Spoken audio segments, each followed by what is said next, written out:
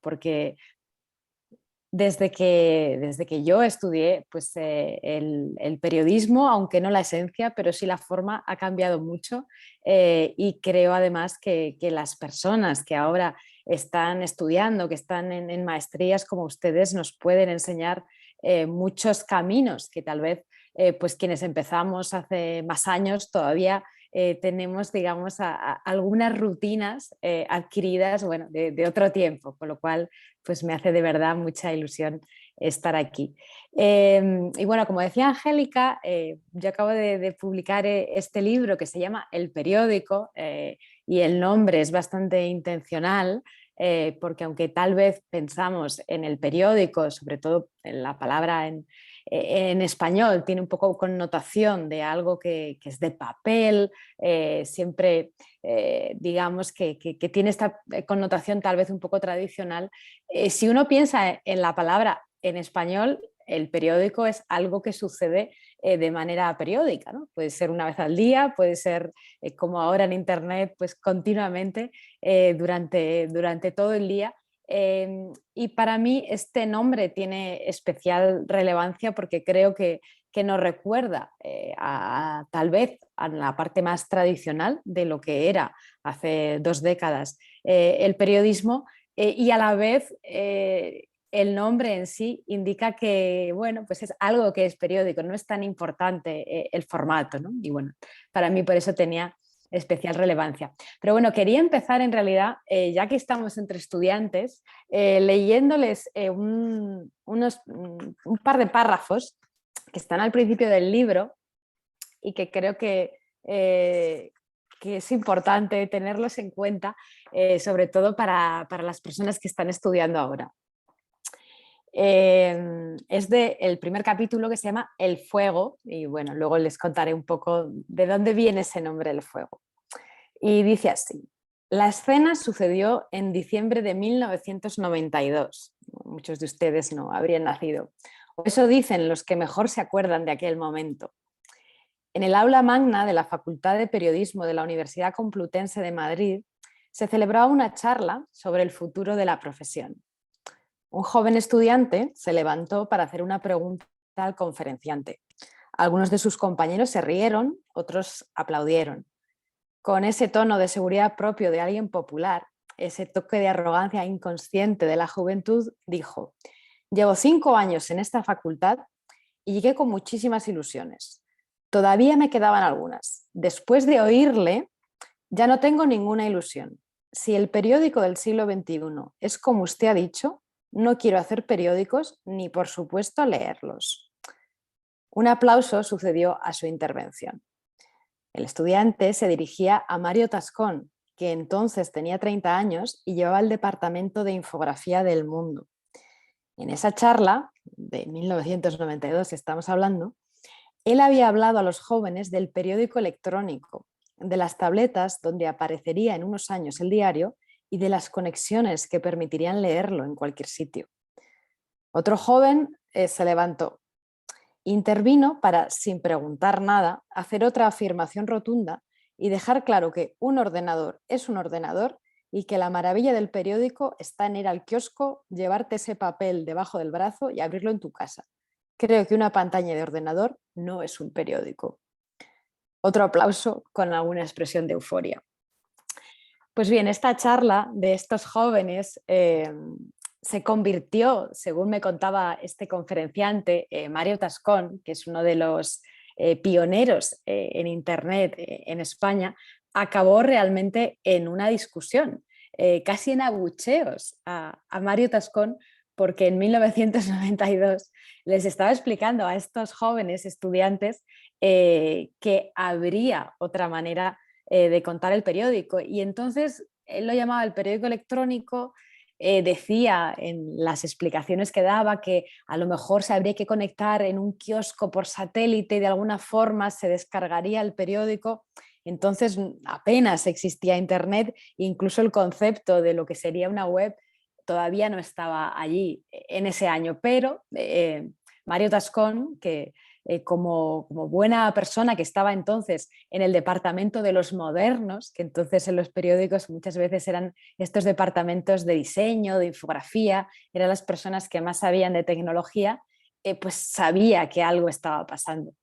Y esta charla, en realidad yo no estaba ahí, pero él me la contó unos años después, como en 1996, cuando yo estaba haciendo prácticas de becada en El Mundo. Y entonces ya El Mundo tenía algo parecido a una web muy primitiva. Y ese relato, en realidad, de la charla a mí se me quedó muy grabado durante mucho tiempo. Pensé que era una cosa mía, ¿no? Que se me había quedado esa charla grabada que me había contado Mario, pero creo que se me quedó grabada por esa sensación muchas veces, y que yo también tendría después, de incomprensión a veces, ¿no? De cuando en estas grandes transformaciones, en las redacciones, pues muchos periodistas, cuando decían que venía el cambio, eran vistos como los bichos raros, algo que no encajaba. Y era especialmente significativo que en este caso fueran los jóvenes los que estaban incluso pues diciéndole a Mario Tascón que eso no iba a ser el periódico, eso era imposible, no querían dedicarse a ese negocio si era una pantalla. Y la verdad es que escribiendo este libro del periódico, cuando empecé en los primeros meses más duros de la pandemia, hablando con... Nada más que sí hay que... Ahí se intervino algo. Pues hablando con Mario Tascón, luego él me contó que en realidad mucha gente le había hablado de esa charla, incluso gente que había estado allí en la Universidad Complutense de Madrid y gente que había sabido de eso. O sea que fue un momento que él y Mario Tascón también recordaba con especial emoción de, bueno, ¿qué está pasando aquí que los jóvenes no me entienden? ¿No? Y bueno, él era joven, él tenía 30 años entonces. Y me hizo mucha ilusión que un profesor grabó en una cassette de estas antiguas esa charla y consiguió pasarla a un audio de WhatsApp y por fin, muchos años después, escuché el audio de esa charla. Por eso que les acabo de leer es literal, porque escuché el audio de aquella charla de 1992 donde los estudiantes estaban tan enfadados con lo que vendría. Y ese capítulo, que les quería decir por qué se llama El Fuego. El fuego era de alguna forma, sobre todo al principio, la tecnología. Cuando empezó, digamos, la revolución de Internet en los periódicos, muchos periodistas, no solo los estudiantes de la Complutense, sabían muy poco. Y siempre decían que los desarrolladores que estaban detrás de las primeras webs tenían el fuego, sabían cómo hacer algo que los periodistas ni por asomo entendían, sobre todo en aquellos años. Estamos hablando del cambio de siglo, del 99, del 2000, del 2001, y se convirtieron realmente en personas muy poderosas en aquellos inicios, porque en España, y sucedía en otros países, muy pocas personas se dedicaban a Internet en los medios. Había desarrolladores en otros sectores, por ejemplo, en la universidad. En España, de hecho, sucedió que la universidad estaba más avanzada que los medios, y en telefónicas, en otro tipo de industrias. Pero en los medios había realmente pocas personas que se dedicaran a esto. Y esas personas eran muy poderosas.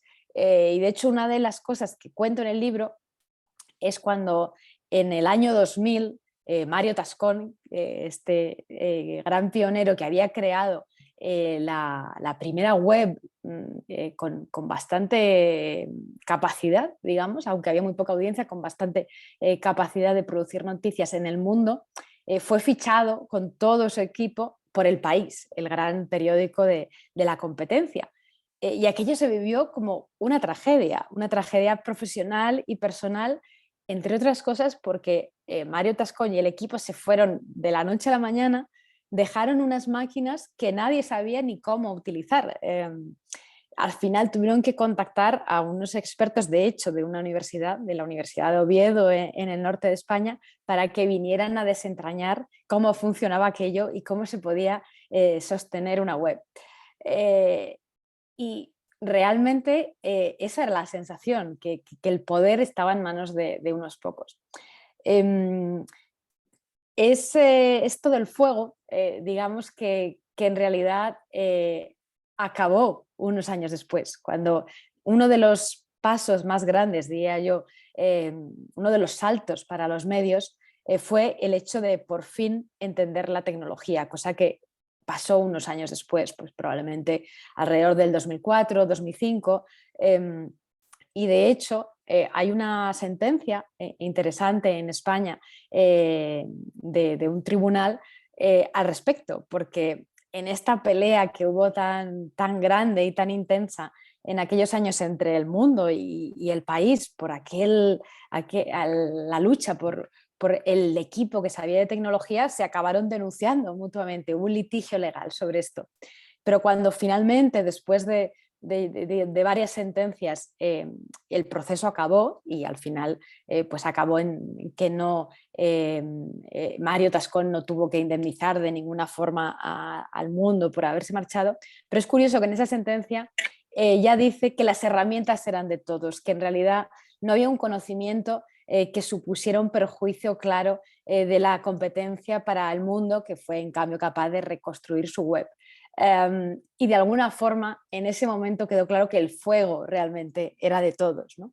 Y creo que eso fue uno de los momentos clave, diría yo, cuando por fin las redacciones entendieron, siempre más lentamente diría yo, que otros sectores, pues cómo funcionaba aquello y empezaron a abrazar realmente los cambios que traía Internet, aunque fuera de manera pues todavía muy rudimentaria. Y lo que trato también de contar a través del libro es cómo muchas veces fueron las noticias en sí las que nos empujaron, cuando ya teníamos esa herramienta que al principio era de alguna forma un juguete, un complemento, no era algo tan central en las redacciones. Cuando pasaba algo realmente importante es cuando de repente echábamos de menos tener más capacidades. Desde luego el primer momento fue el 11 de septiembre, los atentados del 11 de septiembre de 2001. Pues muchos diarios impresos sacaron ediciones extra en papel, pero a la vez ya tenían algunas webs. Y se dieron cuenta de que les hacía falta incluso cambios de diseño. Pues yo en este libro, hablando con personas que estaban entonces en el país, me decían, es que teníamos una web que era muy pequeñita, no cabía nada, era muy corta para abajo, era demasiado poco ancha, ¿no? No tenía resolución, cosas que pues ahora nos parecen que no tienen sentido, ¿no? Pero entonces realmente estaban muy constreñidos por unas maquetas que bueno, venían en parte heredadas del papel, y a partir de ahí pues fue uno digamos, de los cambios, porque también se vio que había una audiencia que fue poco a poco creciendo, que se notaron en muchas redacciones.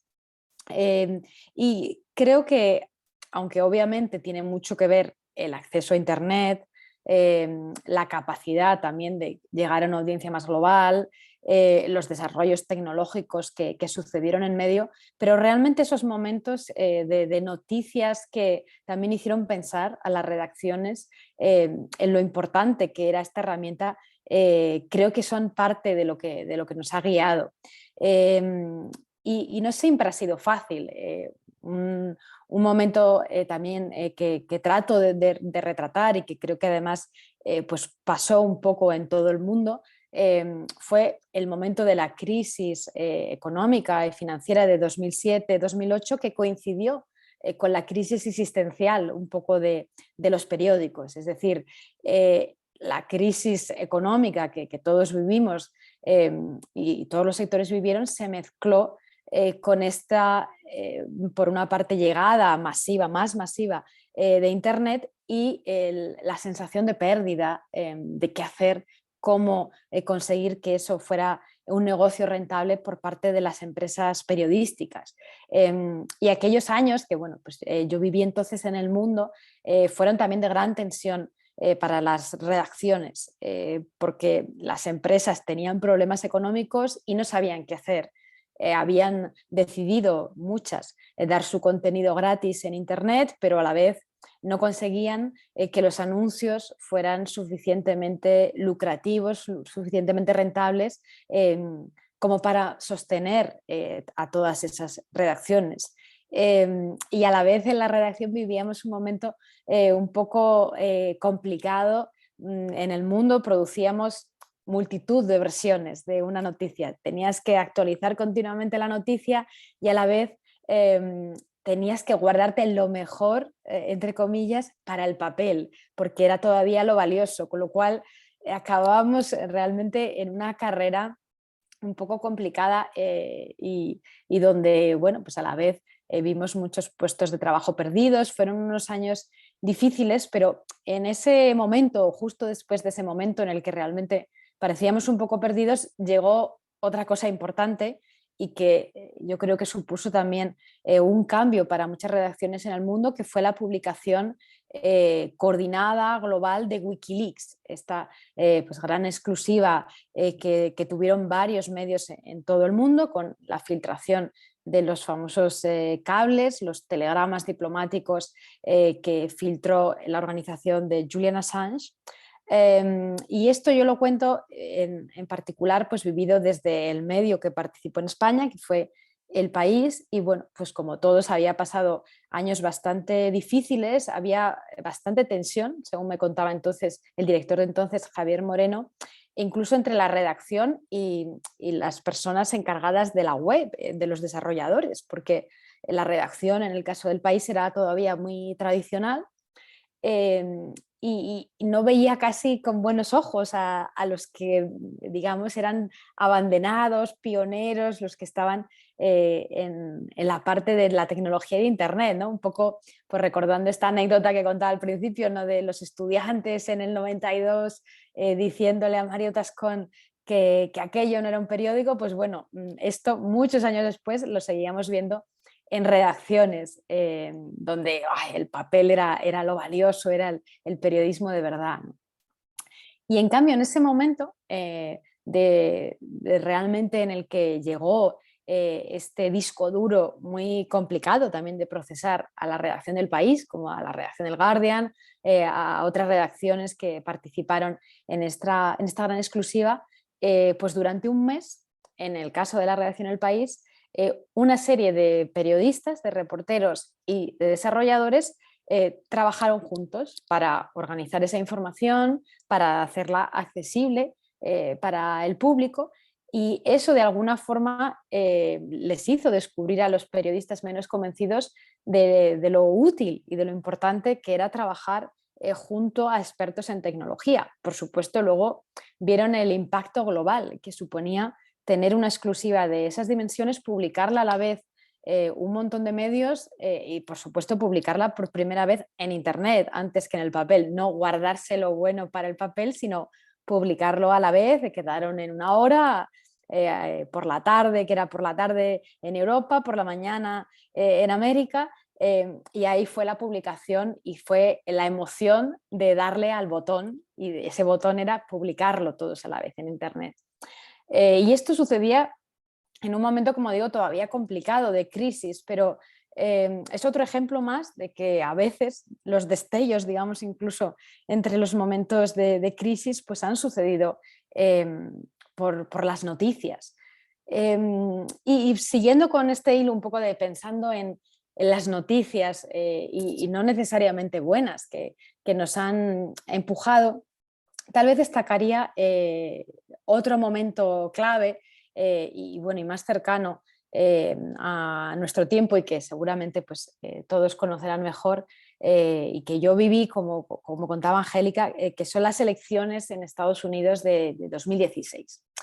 En ese momento estábamos en Estados Unidos y en muchos otros lugares con un debate muy distinto. Habíamos superado lo peor de la crisis económica, todos los medios tenían unas webs muy poderosas que tenían mucha audiencia, pero muchas redacciones no veían claro todavía, aunque digamos que lo peor de la crisis había pasado, cómo afrontar, digamos, la información en Internet en comparación con la información en el papel. Es verdad que ya las redacciones estaban más integradas, no había la división que vivimos con con grandes problemas muchas veces para los periodistas entre la redacción de papel y la redacción de Internet. Eso ya estaba superado, pero aún así no estaba muy claro qué era lo mejor. Y si pensamos en el New York Times, pues había pasado unos años un poco preocupado, entre comillas, por decirlo, y como símbolo de un diario tradicional, con muchísimos recursos. Estamos hablando de eso, de un equipo de 1000 personas, que realmente es un privilegio que tienen muy pocos medios, por no decir casi ninguno en el mundo. Y aún así estaban preocupados pensando que realmente pues, la audiencia seguía más a lo que hacía el Huffington Post, con muchísima menos gente y a veces replicando blogs o contenido de otras webs, o lo que hacía BuzzFeed, que unos años antes pues había tenido muchísimo éxito con un vídeo que consistía en ponerle gomas a una fruta y ver cómo estallaba después de ponerle muchos elásticos alrededor. Y en ese contexto había preocupación real de qué es la información, cómo hay que dirigirse a la audiencia en Internet. O sea, realmente no era evidente. ¿Qué pasó? Pues llegaron las elecciones de 2016. Es verdad que esos medios tradicionales ya habían adaptado su lenguaje y su contenido al lenguaje de las pantallas más pequeñas, a veces contenidos más ligeros. Pero ¿qué pasó? Pues que pasó algo muy serio en Estados Unidos, con unas elecciones muy duras donde pues, se cuestionaban los hechos más básicos, donde el candidato y luego presidente atacaba a los medios, atacaba a las instituciones democráticas, y de repente pues una de las cosas que pasó es que la audiencia estaba interesada en información más dura, de alguna forma, en las investigaciones periodísticas, en contar las consecuencias que tenía esa campaña, luego esas elecciones.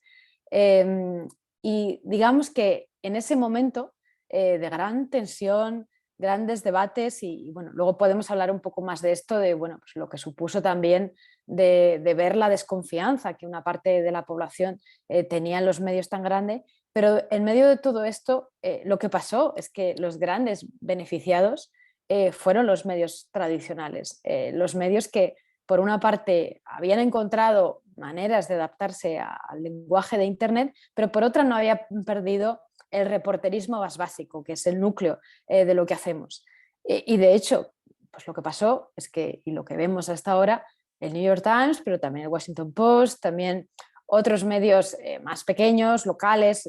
Si hablo de Estados Unidos, pues pienso en el Boston Globe, y bueno, si hablo de Europa, pues también pienso en cabeceras más tradicionales como el Guardian, como El País, como El Mundo en España. Pues encontraron su camino, y el New York Times ahora mismo, pues estamos hablando de 10 millones de suscriptores. BuzzFeed pues ha tenido muchos apuros, ha tenido que despedir a mucha gente. Lo mismo el Huffington Post, lo que entonces nos parecía el camino, y desde luego hay que decir que hicieron y siguen haciendo cosas valiosas, y creo que todos los reporteros también de medios más tradicionales, los que veníamos del papel, aprendimos mucho también de algunas de las cosas que hicieron, pero a ellos pues tampoco les fue tan bien, y lo que descubrimos también es que el camino de los clics baratos, de solo depender de la publicidad y de una audiencia pasajera, pues no llevaba un modelo sostenible de negocio, además de la cuestión de qué tipo de información de calidad haces, pero realmente eso no llevaba a un modelo de negocio sostenible, y en cambio depender en parte de los lectores y hacer información más cuidada, lo que estamos viendo ahora es que sí. Y si eso, pienso en ese momento de grandes debates y también de gran reflexión, como supuso, creo, esa campaña en particular de 2016 y lo que vivimos, pues creo que al final del debate, bueno, no se ha terminado, y desde luego nos queda mucho camino por delante, pero creo que ese momento sí que aclaró en parte las cosas para algunos. Y también nos hizo nos hizo de alguna forma pues, valorar de nuevo lo más básico de la profesión, que bueno, pues al final mi libro va mucho también de eso, ¿no? Con todas las herramientas que tenemos siempre hay que adaptarse. Los periodistas a veces hemos sido un poco lentos siguiendo a la audiencia que estaba haciendo vídeos o mirando vídeos, estaban probablemente en pantallas más pequeñas antes que los periodistas, que siempre estamos mirando ordenadores muy, muy grandes. Pero eso de alguna forma nos recordó que bueno, lo esencial sigue valiendo y de eso creo que hablo mucho. Y para, digamos, acercarnos ya, llegar a este momento, creo que el último golpe y un poco por también donde acaba esta narración es el de la pandemia en muchos sentidos, además, y bueno, pues igual algo que nos ha afectado y nos sigue afectando a todos y tuvo un impacto muy fuerte de muchas formas para nuestro trabajo y también para la manera de llegar a la audiencia. Una de las cosas que pasaron en España y en muchos lugares es que los kioscos cerraron al principio o muchos de los puntos de venta, digamos, de los periódicos y de hecho el papel, que ya era algo bastante residual, pues se redujo todavía más y no se ha recuperado cuando hemos recuperado la normalidad de la actividad. Mucha gente se conectó más todavía a Internet, a la información, pues eso, estos Zooms que hacemos todos también hicieron a muchas personas que a lo mejor estaban todavía un poco en los márgenes del acceso a la información, adaptarse de esta forma. Y eso ha sido para muchos periódicos tradicionales tal vez uno de los últimos empujones que faltaba para realmente abrazar con todas sus capacidades lo que nos ofrece Internet y entender hasta dónde podemos llegar con estas herramientas y lo importante que es adaptar también el trabajo. Desde luego un efecto que tuvo también para mí y seguro que para todos ustedes es el trabajo en remoto. En nuestro caso, en el diario.es estuvimos 1 año y medio completamente en remoto. Ahora hemos vuelto a la redacción, pero también de una manera muy distinta. De hecho, la redacción hicimos una reforma y ya ni siquiera tiene lugar para todos los periodistas. Hay muchos que trabajan desde fuera, que van algunos días, que utilizan la redacción pues, para hacer entrevistas, pero estar todos todo el tiempo en ese lugar muy mal ventilado, por cierto. O sea que aunque hicimos una gran reforma y ahora está mejor, pero esto ya ha cambiado y todas nuestras reuniones, estemos donde estemos, las hacemos así. Las hacemos por videoconferencia. Algunas personas están en la redacción, otras están en otro sitio y a la vez nos permite que haya más personas en esas reuniones, personas que tal vez pues eso, no estaban en Madrid, no se podían conectar fácilmente, ahora todo es más natural. Y eso ha cambiado desde luego la manera en la que tenemos de trabajar. Y una cosa más que diría y que es importante, y bueno, es más allá de la tecnología, es que también nos hizo pensar en cuál era la información más importante para nuestra audiencia. En España, como sucede en muchos sitios, pues las redacciones están muy volcadas en seguir la política nacional. Y no solo la política nacional, sino las declaraciones de los políticos, un poco el politiqueo más que la política. Es algo que muchas veces uno piensa que le interesa más a los periodistas que no a los lectores, a los oyentes, a los televidentes. Y claro, la pandemia cambió eso radicalmente porque de repente la información más importante era la información de salud, que por supuesto a veces hay políticos y políticas por en medio, pero lo primero, sobre todo los primeros meses, es la información más básica de salud. Y en mi redacción, como en muchas otras, pues la sección encargada de eso, de salud, de ciencia, de sociedad, no tenía tantos recursos como la sección encargada de política. Y eso, por suerte, es una de las cosas que ha cambiado hasta ahora, que esa parte de la redacción tiene más recursos.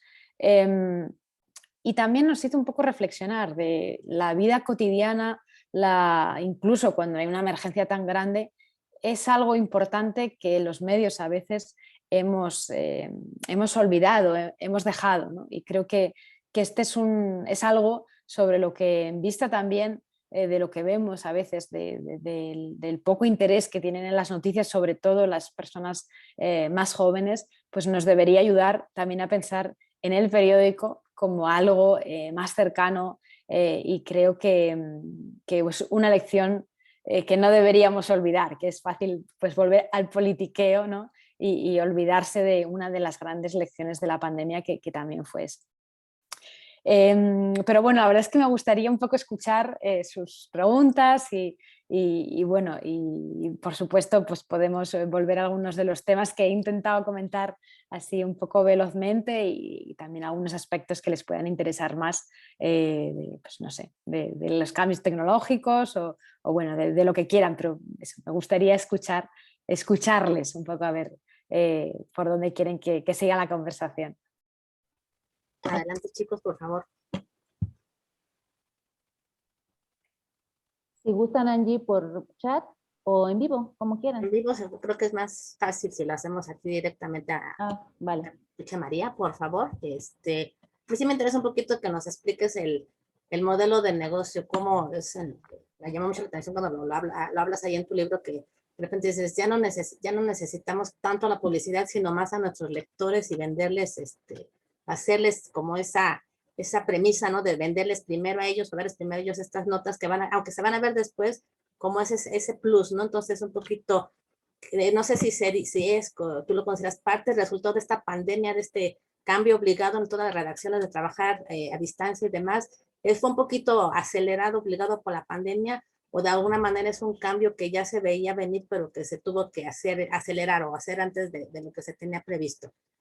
Sí, Angélica, desde luego yo diría que es una de las tendencias que ha acelerado y, bueno, pues en el caso de España se ha visto muy claro, porque los grandes medios, es verdad que en España esto ha ido más despacio que otros países, ¿no? Pero los grandes medios como El País y El Mundo hicieron algún experimento de, digamos, cobrar, de tener suscriptores online, pero digamos que se asustaron y en los últimos años pues tenían sus webs completamente abiertas. En el caso del País y El Mundo estaban preparando digamos modelos de suscripción cuando llegó la pandemia y bueno, hubo un momento en que mantuvieron toda la información abierta porque claro, siempre hay un equilibrio un poco complicado de quieres seguir dando servicio público, especialmente cuando pasa algo tan grave y bueno, creo que eso es algo que todos los periódicos intentan mantener, ¿no? Incluso aunque tengan modelos de suscripción, cuando pasa algo realmente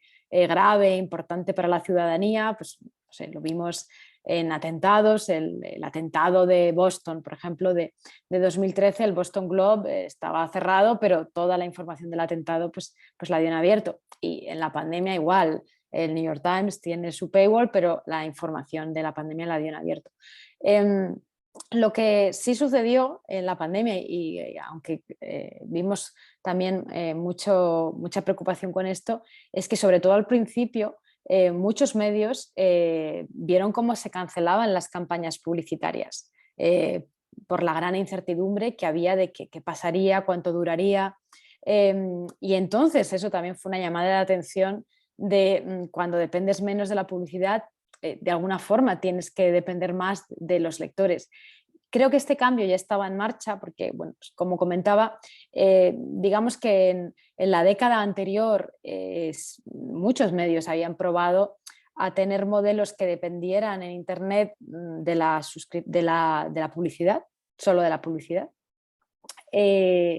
Y con distintas fórmulas. O sea, BuzzFeed, por ejemplo, lo que intentó es hacer ellos mismos su propia publicidad. No solo recibir los anuncios, sino también eran como una agencia de diseño, digamos, de producción, de contenido, de anuncios, de campañas que estaban más cuidadas y bueno, al final pues ellos se vendían como somos los expertos en comunicación, tenemos una rama distinta, separada, de la periodística, pero somos capaces de venderle a los anunciantes directamente una campaña hecha a medida y como más bonita, somos expertos en contar historias, con lo cual pues será una historia mejor contada y la venderemos más cara. O sea, ellos realmente son un ejemplo de no solo el clic, sino que intentaron modelos de publicidad más sofisticados, pero la realidad es que esto pues no terminó de funcionarle bien a nadie, por lo menos a los medios tradicionales. Otra cosa es la televisión,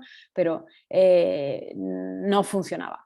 Y muchos medios tenían ya desde hace años modelos mixtos, es decir, pues donde tienes todavía publicidad, pero también pues dependes de alguna forma de las suscripciones. Digo de alguna forma porque está el modelo del paywall, un poco que es el que, digamos, ha propulsado el New York Times, que es como unos artículos gratis al mes y a partir de X artículos, que cada vez son menos, te piden que pagues. Está el modelo de pues, algunos artículos son siempre de pago y otros artículos son siempre libres. Es el modelo, pues, por ejemplo, que tiene El Mundo en España. O es un modelo completamente cerrado donde no puedes ver nada si no eres suscriptor, como por ejemplo tiene el Times de Londres. Y luego está el modelo que tiene el diario.es en España, que también tiene el Guardian, donde se pide a los lectores el apoyo con una cuota mensual, pero a la vez con la apertura de la información. Si alguien no tiene, o sea, alguien no es socio, como lo llamamos en el diario.es, o member, como lo llaman en el Guardian, puede seguir leyendo. Y el socio o member lo que tiene son otro tipo de ventajas, pues invitación a eventos especiales, te mandan una bolsita una vez al mes, tienes charlas con los periodistas, es otro tipo de beneficios. Y bueno, digamos que cada uno está encontrando su equilibrio, no es fácil, es un trabajo muy, muy duro cada día y en cada época diría incluso, pero a la vez estamos viendo que ahora mismo hay modelos exitosos que dependen en parte de los lectores que pagan de una u otra forma, ¿no? Y yo creo que este cambio, pues como decía, se ha acelerado con la pandemia, también un poco el miedo a no depender tanto de la publicidad, pero ya estaba desde luego en proceso y desde luego estaba en muchos países más, digamos, más maduro. Aquí por el chat nos está preguntando Rodolfo García, dice, ¿cuánto dura aproximadamente la transición de un periódico tradicional al digital? Me refiero en términos de adaptación y apertura. ¿Y qué podríamos aprender como step by step, es decir, unos 5 pasos en los medios impresos en México para seguir una evolución como la del país? Existe demasiada renuencia en México para adaptarse al cambio. Sí, desde luego, bueno, ¿y cuánto dura? En el ejemplo en España y en muchos sitios ha sido 20 años, ¿no? Pero bueno, yo creo que también ahora estamos en unas condiciones distintas, porque en estos 20 años, que es un poco lo que yo cuento, pues los primeros 10 todavía había poca audiencia en Internet, realmente no estaba tan claro, estaba, digamos que al principio era más claro que era un complemento y no algo tan central. En el caso del país, por coger un caso exitoso, y también eso de un medio tradicional, muy, muy ligado al papel, tanto la empresa periodística como la propia redacción, yo diría que uno de los elementos clave para que funcionara esta transición fue la integración de la redacción. Durante mucho tiempo, y todavía lo vemos en algunas redacciones, ha habido separación de los equipos. El equipo que producía la web, el equipo que producía el papel, y en algunos casos estaban en edificios separados, o sea, realmente lejos físicamente. Y obviamente esto requiere liderazgo en primer lugar, porque la cultura luego se tiene que, digamos, se tiene que madurar, pero requiere liderazgo de alguien que realmente lo vea claro y que ponga todos los esfuerzos a trabajar en la misma dirección, que esto es lo que realmente faltó durante mucho tiempo, aunque ya estaba la tecnología, aunque estaban las herramientas y estaba bastante claro que la audiencia estaba en Internet. Esa transformación no terminaba de pasar porque faltaba realmente una manera de trabajar. y ahora El País es el ejemplo. Bueno, de hecho, hablando con Javier Moreno, el director que fue director en aquellos años de 2012, luego ya no fue y justo fue en el primer año de la pandemia, él volvió a ser director del País. Y él me decía, en realidad hasta 2020 no hemos hecho de verdad la integración de la redacción. Yo lo empecé en 2012 y veía bueno, pues que había pasos, pero realmente yo siento que no lo conseguí hasta 2020. O sea, realmente cuando también hubo una cosa clave que yo diría es trabajar en una rutina de trabajo en la redacción. O sea, realmente en el caso del País, pues todos trabajando en la misma dirección. Bueno, pues lo importante es producir la información en Internet y luego hay un equipo de personas que, digamos, se encarga de la maquetación, se encarga de cuando sea el cierre, bueno, unos artículos tienen que ir al papel, otros probablemente no, porque no caben o porque no están terminados, pero no es una preocupación constante para la redacción. Creo que todavía sigue habiendo mucha importancia del concepto de la portada, también porque es algo que puede viajar bien en Internet, ¿no? Y bueno, es la elección de los temas. Pero yo diría que realmente muchas veces depende de los líderes, ¿no? Y de que haya buenos gestores en la cabeza de la redacción que lo tengan muy, muy claro. Y bueno, pues Javier Moreno me decía, yo les dije a todos en la redacción, a partir de ahora para mí el periódico es lo que ven en el celular, es esto, es esta pantallita, porque aquí es donde lo están viendo nuestros lectores. No tiene sentido que pensemos en otra cosa que no sea en donde están nuestros lectores. Y bueno, al final, cuando también ves que el negocio funciona, pues eso te convence también, ¿no? Que hay una parte ahí empresarial que, bueno, pues hay que buscar un modelo de negocio que funcione para el medio y eso es lo que definitivamente pues, hace que se convence a los no convencidos, creo. Ok, también sí, aquí nos comenta el mismo Rodolfo, dice, lo que más carece en las relaciones actuales es de liderazgo, ¿no? Es lo que él nos comenta. Y Tania Correa nos dice, ¿cómo es el manejo e impacto de las fake news a partir de que las redes sociales se convirtieron, dicen, en las principales plataformas de difusión? Esa es una pregunta. Y la otra que nos hace también dice, ¿cuál es la imagen o opinión de los medios de comunicación mexicanos en España? Bueno, sobre lo primero, desde luego, es un problema global y muy difícil, ¿no? Hemos visto que hay medios específicamente dedicados al fact-checking y es verdad que es un poco paradójico porque debería ser parte del trabajo de cualquier redacción, es chequear los datos y que haya filtros constantes tiene que ser parte esencial de nuestro trabajo.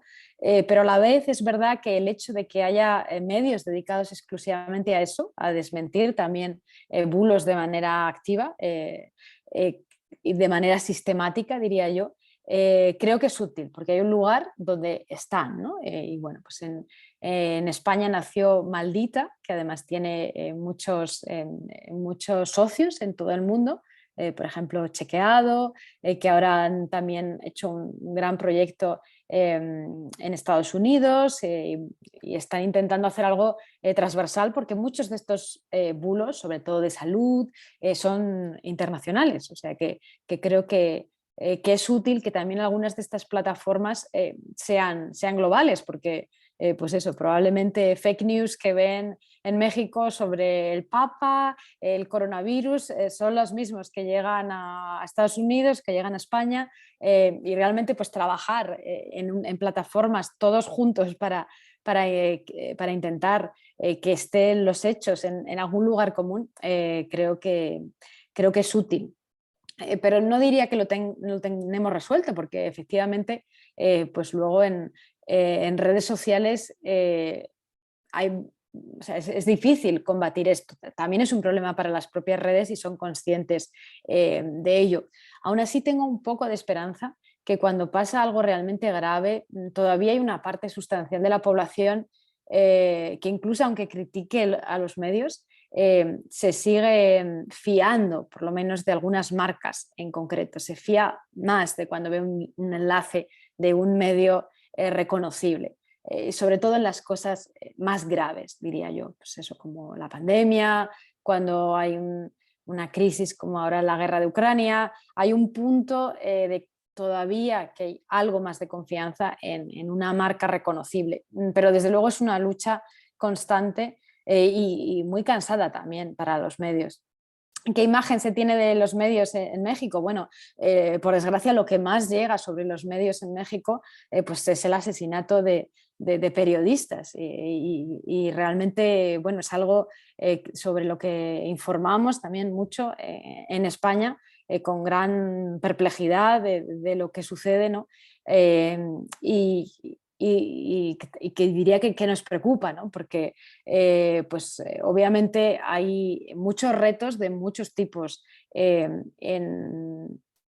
muchos países, pero claro, el de la seguridad es el principal, ¿no? Y hemos visto muchas formas de acoso, a veces realmente empujadas por los políticos, y eso pues, ha sucedido en Estados Unidos, sucede en España. Está sucediendo ahora también con la guerra de Ucrania, lo estamos viendo y hay algunos casos también en Europa de asesinatos de periodistas por hacer su trabajo mientras hacían su trabajo, pero no de esa dimensión, ¿no? Y yo diría que, bueno, en España siempre tenemos este sueño un poco de que hayan medios que nos una la lengua, ¿no? Más allá de las fronteras. Y bueno, algunos medios lo han intentado repetidamente en España, pues el país tiene una redacción en México y bueno, lo ha intentado en varias fases, pero creo que ahora les está yendo más o menos bien, ¿no? Es verdad que el problema de esto es que muchos medios seguimos muy ligados a la política nacional, con lo cual pues es difícil hacer algo transfronterizo, pero otra parte vemos la potencia que a veces tiene el inglés gracias a ese mercado global, con lo cual creo que para nosotros también en España es un poco el sueño de conseguiremos alguna vez que exista un medio global en español, pues bueno, todavía no lo hemos visto, pero bueno, tal vez, no sé si la había, hablando esto en relación a tu primera pregunta, esto del fact-checking, a lo mejor hay alguna vía ahí, ¿no? O sea, es difícil encontrar un medio que cubra todo y que realmente pues sea pan-hispánico, que nos una la lengua, pero tal vez algo centrado en desmentir fake news, en desmentir bulos, sobre todo cuando estamos viendo que es un problema tan global, a lo mejor hay algo ahí que nos pueda unir. Y Ricardo Joya nos tiene otra pregunta. Dice, ¿qué prácticas periodísticas se han modificado para bien o para mal a partir de la transición del papel al espacio digital? Y también dice, ¿cómo ha afectado la necesidad de tener vistas al periodismo de calidad? Bueno, desde luego hemos visto las dos caras, diría yo, en estos años, para bien y para mal, ¿no? Y tal vez en el principio, y es un poco también lo que cuento en el libro, teníamos una visión muy idealista de Internet. Veíamos la parte de llegar a una audiencia más grande, tener una relación constante con nuestra audiencia y en nuestra cabeza iba a ser siempre constructiva, positiva, y vamos a tener pues eso, conversaciones, los foros online, información abierta, accesible. Y eso es en parte verdad y creo que sigue siendo verdad y desde luego, aunque veamos la parte más oscura a veces de Internet, pues no hay que perder de vista el acceso a la información que ha dado a muchas comunidades que no tenían manera de informarse y de llegar a medios realmente de todo el mundo como tenemos ahora. Creo que esto nunca hay que perderlo de vista, pero a la vez, pues qué partes malas hemos visto. Desde luego, la parte que comentábamos ahora mismo de actores de todo tipo produciendo información que a veces es malintencionada, a veces es incorrecta y a veces es completamente falsa. Y compite casi en igualdad de condiciones, sobre todo en las redes, con medios de renombre y donde hay una gran labor de comprobación de los hechos. Y yo diría que en el ritmo también de las redacciones, el hecho de la velocidad, la presión constante que tenemos todas las redacciones por llegar antes que nadie, por ser el primero, por mandar esa notificación antes que la competencia, porque ahí se juega que haya más tráfico, que ser el primero y que luego saldrás el primero en Google o el segundo. Y claro, ser rápido, por supuesto que está bien y siempre estuvo bien. Todos tenemos la adrenalina de querer llegar rápido, pero muchas veces hace que se pierda lo esencial que es todo el trabajo que tiene que haber siempre de comprobación. Es un equilibrio difícil. Creo que hemos mejorado algo con los años. Y también, bueno, pues con lo que decía en parte de este cambio un poco de modelo que no depende tanto de la publicidad del último clic, pero desde luego es una presión constante y que tenemos que estar muy, muy alerta. El periodismo de calidad, como comentábamos, pues creo que lo que hemos visto también en estos años es que los lectores no van a pagar por cualquier cosa, con lo cual si queremos depender de ellos tenemos que hacer buena información.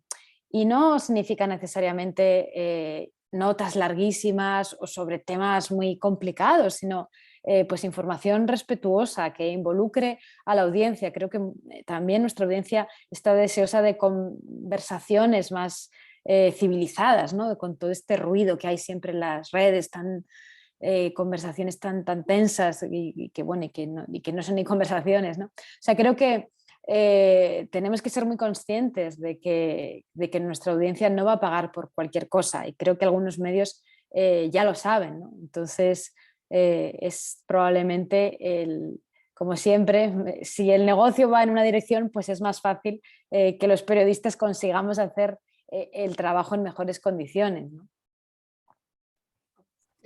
Tania Correa nos pregunta, dice, ¿qué relación puede haber entre los salarios de los periodistas y los ingresos con la publicidad, con la calidad de la información que ofrecen los medios? Sí, desde luego creo que la gran diferencia siempre de una redacción es sus periodistas.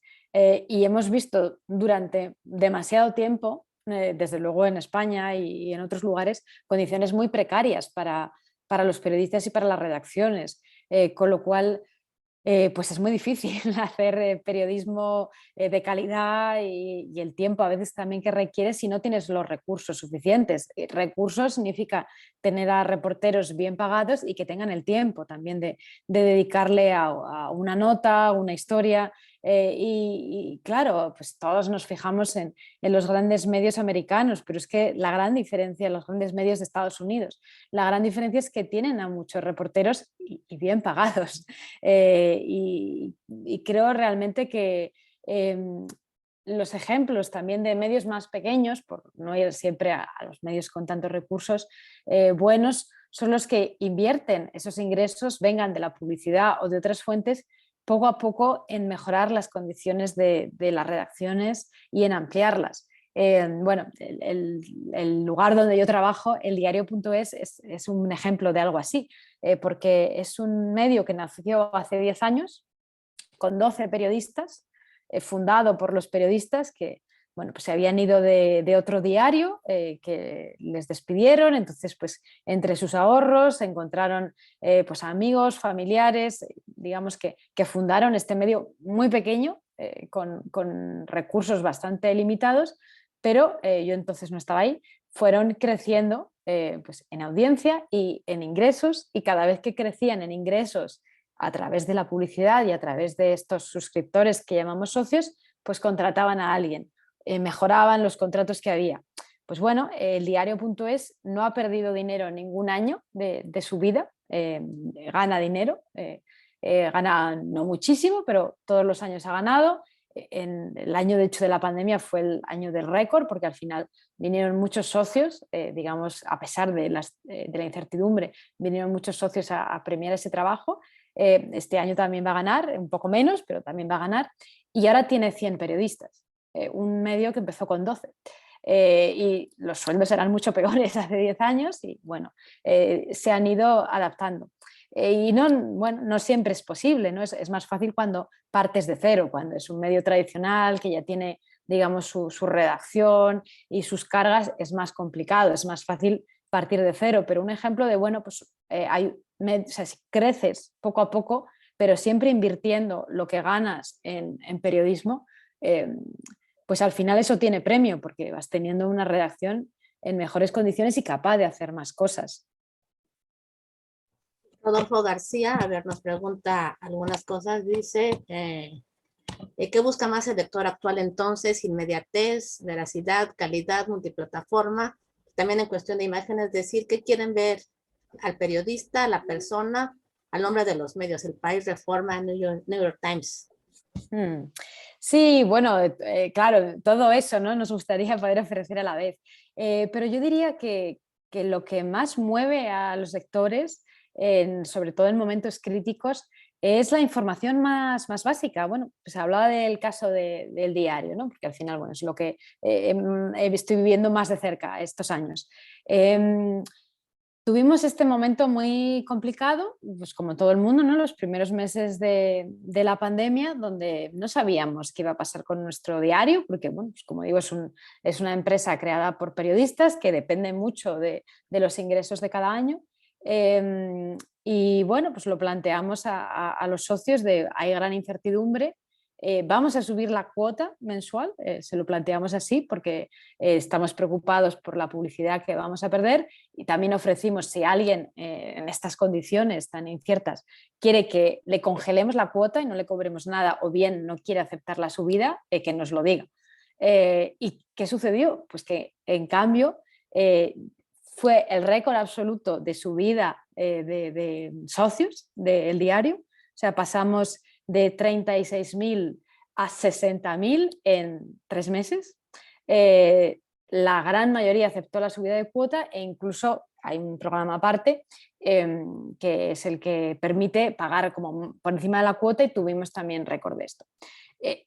Con esto quiero decir, ¿y qué movió a esos lectores? Bueno, obviamente pues una situación de emergencia, preocupación por el medio, pero básicamente la información básica que estábamos haciendo entonces, tan cercana, de qué estaba pasando, qué se podía hacer, que obviamente era multiplataforma, queríamos que fuera de calidad, obviamente era todo lo rápida que podíamos, o sea, eso que dice Rodolfo, todas esas cosas estaban, pero al final, en los momentos críticos, lo que sobre todo quieren los lectores es información fiable, útil para sus vidas. Y bueno, obviamente pues eso no pasa siempre, porque no siempre estamos en una crisis tan importante, pero la idea de ser útil para el lector, sea en una gran crisis, sea en su vida cotidiana,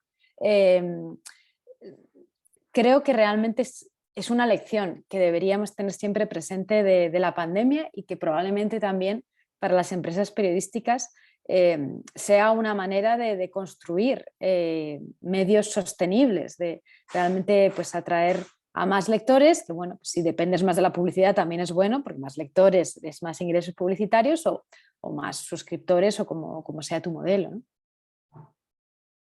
Tenemos a Alejandro Guajardo, tiene 3 preguntas, si te parece vamos haciendo una a una y nos vas contestando, por favor. Dice la primera, ¿cómo ve la figura del periodista en estos tiempos modernos? ¿Qué aconsejaría a los que estamos en formación o somos nuevos en el periodismo? Esa es la primera.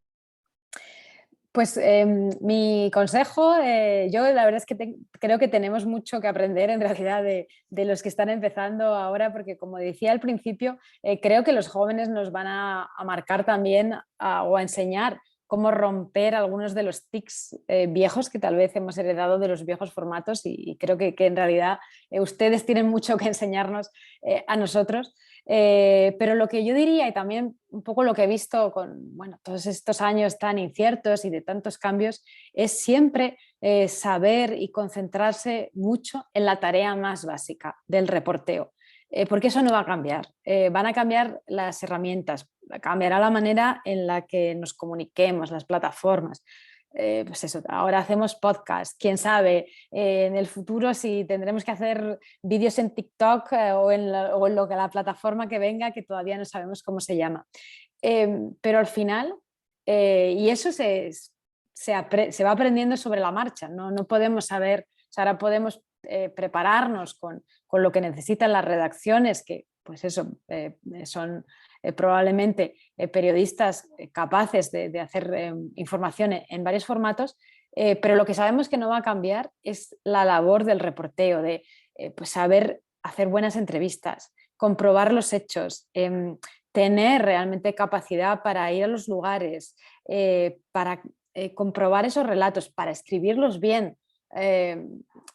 Eso en cualquier caso, aunque tengas que adaptarte en el futuro a la plataforma que nos toque, no va a cambiar. Y creo que es lo que yo a veces también, pues con los jóvenes en España, en las facultades, veo que les enseñan mucho de herramientas y está muy bien y es muy útil también porque pueden trabajar en las redacciones de múltiples funciones. Pero a veces les digo, ya, pero también lo más básico, ¿no? De escribir, reportear, eso es lo que al final marca la diferencia entre un buen periodista y un muy buen periodista. Cuanto mejor sepas hacer eso, y lo demás, de alguna forma, aunque es útil, es más fácil de aprender y ir adaptándote. Muy bien, la segunda pregunta dice, ¿qué opino de las nuevas tecnologías, herramientas que redactan automáticamente sin necesidad de que alguien escriba, inteligencia artificial, etcétera?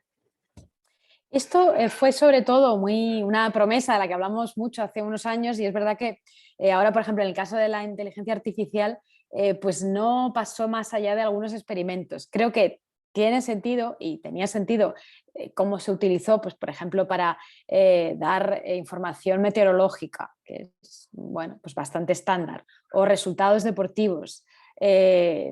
Había pues, la agencia AP tenía varios experimentos en ese tipo de información como muy estable, ¿no? Pues también ellos lo hacían pues, para sismos, ¿no?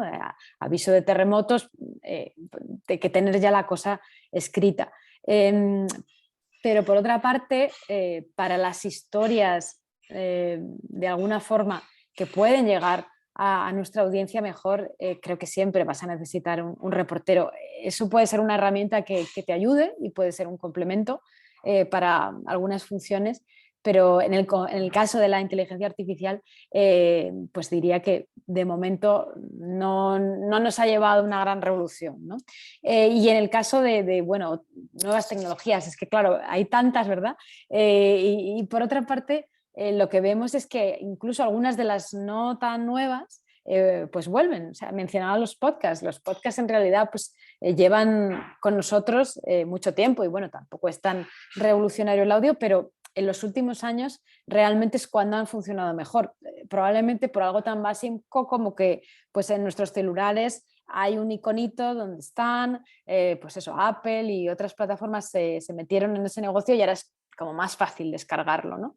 Y bueno, yo en general lo que diría es que a veces hay que tener un poco de prudencia también, porque en algunos casos las redacciones, los medios invirtieron mucho dinero en formatos que luego no resultaron ser ni tan lucrativos ni tan importantes para las redacciones, ¿no? Pienso que todos invertimos, por ejemplo, mucho en vídeo en los medios digitales y bueno, pues no terminó de funcionar tan bien como esperábamos, ¿no? Entonces, a veces no requiere invertir muchos recursos y bueno, pues se puede probar y si no funciona, no invertiste tantos recursos, pero sobre todo a la hora de cosas que sean muy costosas, creo que hay que tener un poco de cuidado.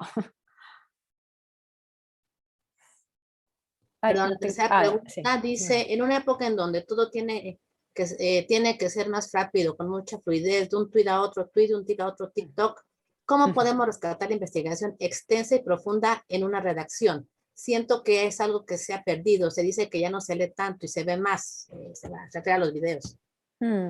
Claro, bueno, ahí a veces hay que adaptarse a lo que hay, ¿no? Pues, bueno, para hablar, parece que hablamos mucho de los podcasts, pero por ejemplo, pues en audio sí que se escucha y hay investigaciones en audio, o sea que creo que obviamente yo que además soy de la palabra escrita, pues también me gusta mucho leer una nota larga de investigación, pero por ejemplo el audio es un ejemplo de un formato que funciona bien para una historia, pues en varios episodios, haces una investigación y que también de alguna forma algunas de esas cosas pueden ser un complemento para también textos más largos y atraer de alguna forma a la audiencia también a leer el texto.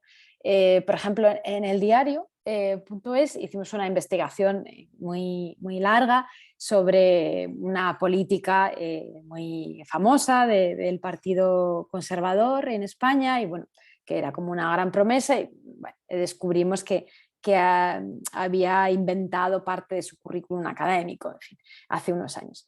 Pues bueno, esa investigación, que fue una serie de textos largos y bueno, y al final la política dimitió, por cierto, pero bueno, pues tuvo mucha repercusión, pero unos años después lo que hicimos fue hacer un podcast contando como a fondo cómo había sido esa investigación. Y el podcast tuvo mucho éxito y hizo que personas que pues, no habían leído entonces aquellos textos volvieran a entenderlo, a verlo con otros ojos, con lo cual no siempre es fácil, pero digamos que yo lo que creo que podemos intentar en las redacciones es utilizar algunas de esas plataformas, aunque sean más efímeras, para integrarlas en esas investigaciones. A lo mejor también sirve pues hacer un evento en vivo. Entonces, bueno, pues a las personas les gusta, ¿no?, interactuar, les gusta ver. Desde luego, pues para los videos pues hay documentales, ¿no?, que también pueden funcionar, no solo tienen que ser vídeos de TikTok. Y bueno, pues en el vídeo de TikTok a lo mejor puedes hacer un chiste, algo, pero pues probablemente necesitas que esa audiencia vaya a otro lugar a ver eso, ¿no? Desde luego es un reto y bueno, no tenemos la solución clara, ¿no? Pero yo diría que todavía se encuentra justamente por contraste con todo lo efímero que es todo cuando no sirve para todo. Tiene que ser una investigación también muy buena, ¿no? Eh, pues eso, que esté bien producida si es un podcast, que esté bien escrita si es un texto y que sea algo realmente interesante e importante. O sea, nos hace de alguna forma trabajar más a los reporteros, que no vale cualquier cosa, ¿no? Tania Correa nos pregunta, dice, en el tema de equidad de género, machismo en las redacciones, ¿cuáles han sido los avances en España respecto a bueno, versus México o Latinoamérica? Bueno, creo que todavía nos queda mucho camino, pero como siempre la perspectiva del tiempo te hace ser optimista.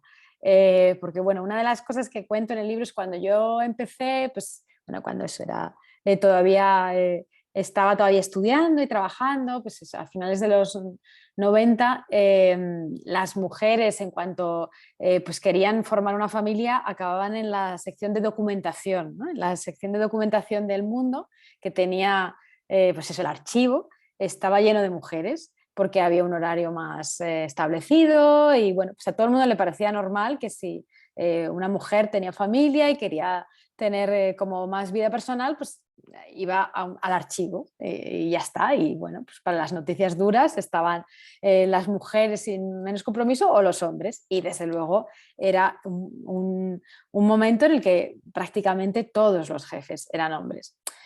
Entonces, bueno, pienso en mi redacción ahora. Ahora mismo nuestra directora es una mujer, porque nuestro director habitual está de baja, porque ha tenido un niño y está de baja paternal. Entonces, se ha cogido 4 meses de baja paternal, que es lo obligado en España ahora.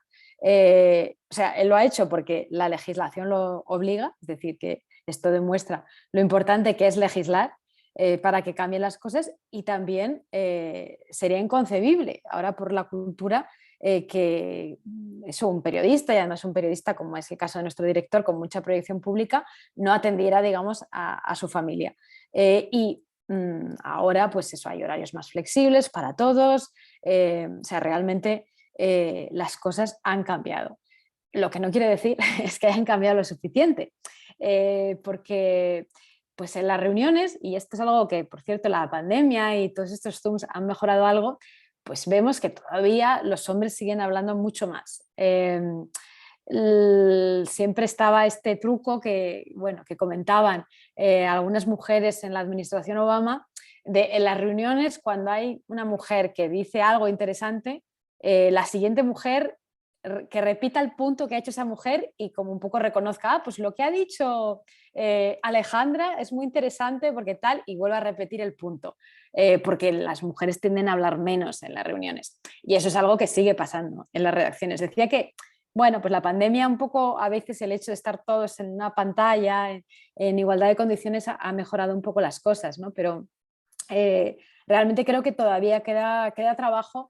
Y no solo es responsabilidad de las redacciones, porque al final pues, las redacciones son el reflejo de la sociedad y desde luego las autoridades públicas tienen una gran responsabilidad, porque en España las cosas cambiaron en los últimos años en parte porque hubo cambios legislativos. Bueno, es verdad que las mujeres se movilizaron mucho, hubo, pues eso, el 8 de marzo tiene un gran seguimiento, ahora en España hubo muchas marchas, pero hubo cambios de políticas públicas, que creo que al final tienen que ir las dos cosas de la mano o si no, no funciona, ¿no?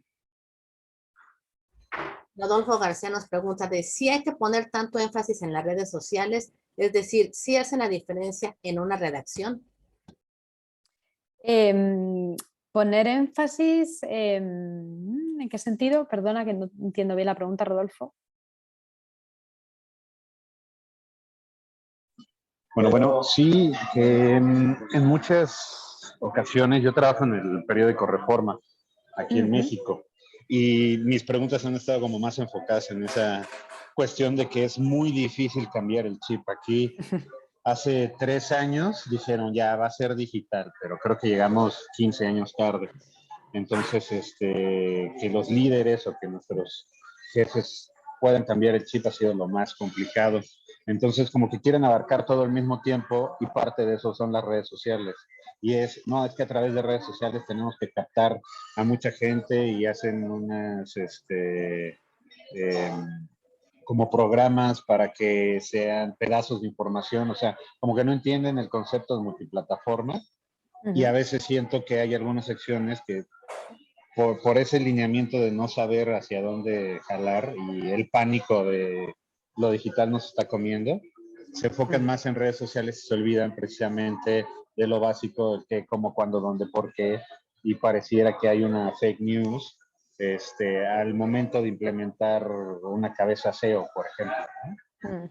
Entonces, ¿qué tan importantes son en ese aspecto? Porque, por ejemplo, para un influencer, para alguien que genera contenido, pues sí son muy importantes. Para nosotros, por lo menos ahorita, no tenemos una gran afluencia de seguidores en nuestras redes sociales, pero Reforma sigue siendo Reforma.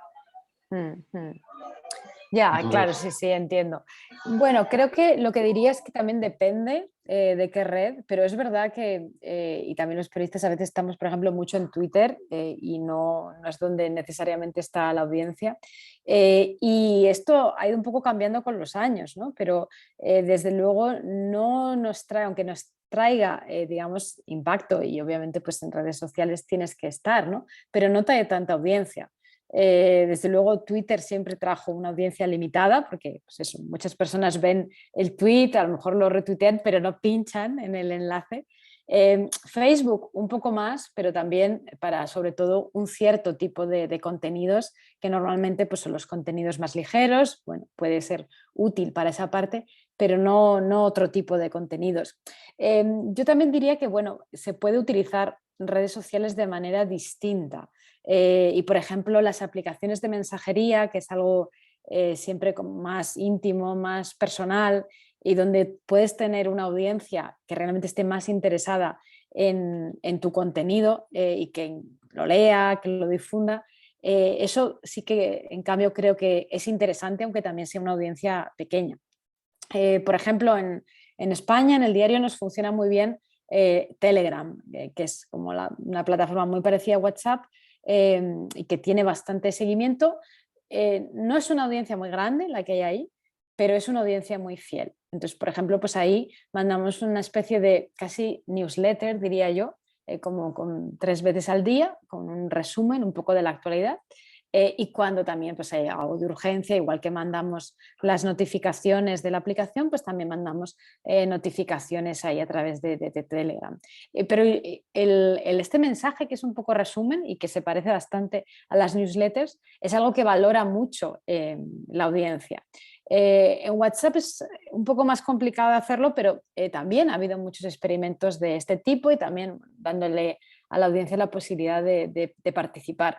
Con lo cual, creo que obviamente no podemos no estar en redes, porque es igual que decir, bueno, pues que es la realidad de dónde está también, dónde están las personas, pero sí, primero, no obsesionarse con ellas, porque realmente creo que ahora el tráfico no viene tanto de ahí, o sea, la verdad es que viene mucho de Google, viene mucho de buscadores, viene un poco también de nuestras propias homes. La parte más valiosa suele venir, o sea, más valiosa en el sentido de lectores más fieles, suele venir de los boletines, de las newsletters o de este canal que estaba mencionando de Telegram. Pero eso yo creo que ir un poco con tiento, ¿no? De dónde eliges lo que quieres hacer. Y desde luego entiendo perfectamente la frustración a veces, lo que contaba Rodolfo de Reforma, de esto, que los líderes que llegan tarde a algo que ya ha pasado hace muchos años. Pero bueno, por otra parte, si llegaron, quiero decir, aunque uno llegue tarde, si llegó, es desde luego ya mucho, ¿no? A veces también son los cambios del negocio los que estos líderes, si siguen estando ahí, que no están convencidos, es lo que les termina de empujar, ¿no? Si ven realmente que hay una fuente de negocio ahí, entonces pues estará más claro, ¿no? No será algo de unos pocos visionarios, pero bueno, está claro que al final el liderazgo cuenta mucho y bueno, pues ha habido muchos cambios en todo el mundo, en muchas redacciones, porque si alguien no lo termina de entender y no lleva a su redacción por el camino justo, pues antes o después probablemente no va a estar ahí. El mismo Rodolfo nos pregunta dónde se puede conseguir tu libro, María. Bueno, pues yo creo que en ebook está en todas las plataformas habituales. Y en formato físico, bueno, yo creo que también se puede, o sea, no sé si en librerías llegará a México, pero desde luego también se puede encargar en la web. Bueno, la editorial es Debate, entonces en la web, por ejemplo, de Debate, que es de Penguin Random House, ahí está, pero bueno, también en las plataformas habituales que todos utilizamos, el periódico. Gracias. También Tania Correa, otra pregunta nos tiene aquí. Dice, ¿qué tanto poder ejercen el gobierno, monarquía, sobre las líneas editoriales de los medios españoles? En México se dice el chayote. ¿Esto se da en España?